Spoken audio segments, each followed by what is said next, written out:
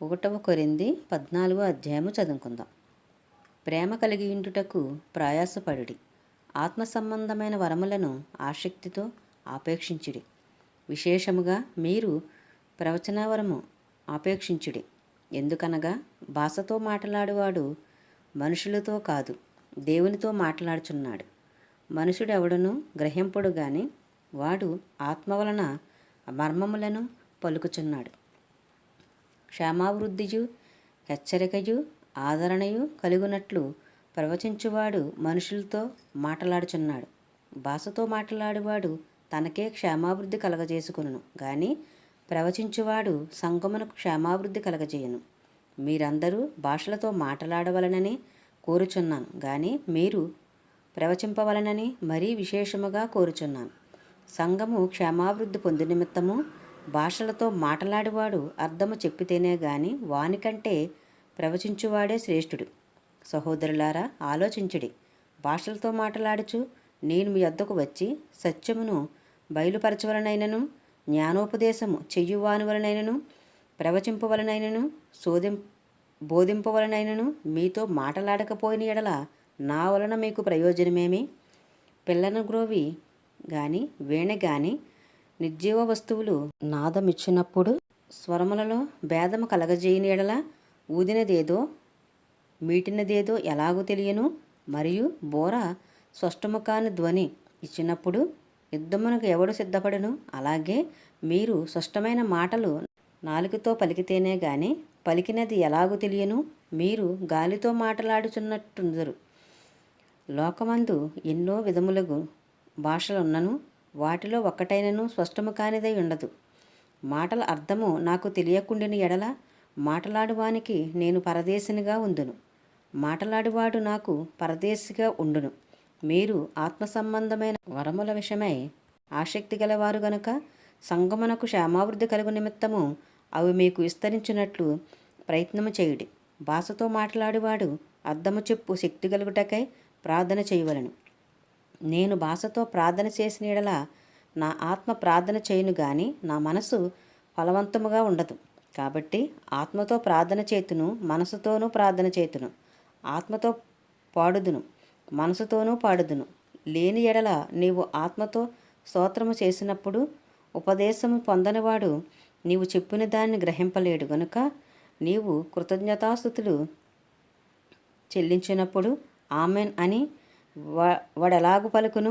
నీవైతే బాగుగానే కృతజ్ఞతాస్తులు చెల్లించున్నావు గాని ఎదుటివాడు క్షేమాభివృద్ధి పొందడు. నేను మీ అందరికంటే ఎక్కువగా భాషలతో మాట్లాడుచున్నాను, అందుకు దేవుని స్తుతించెదను. అయినను సంఘములో భాషతో 10,000 మాటలు పలుకుట కంటే ఇతరులకు బోధ కలుగునట్లు నా మనసుతో 5 మాటలు పలుకుట మేలు. సహోదరులారా, మీరు బుద్ధి విషయమై పసిపిల్లలు కాక దుష్టత్వము విషయమై శిశువులుగా ఉండుడి. బుద్ధి విషయమై పెద్దవారులై ఉండుడి. అన్యభాషలు మాట్లాడు జనుల ద్వారాను పరజనుల పెదవుల ద్వారాను ఈ జనులతో మాట్లాడుదును.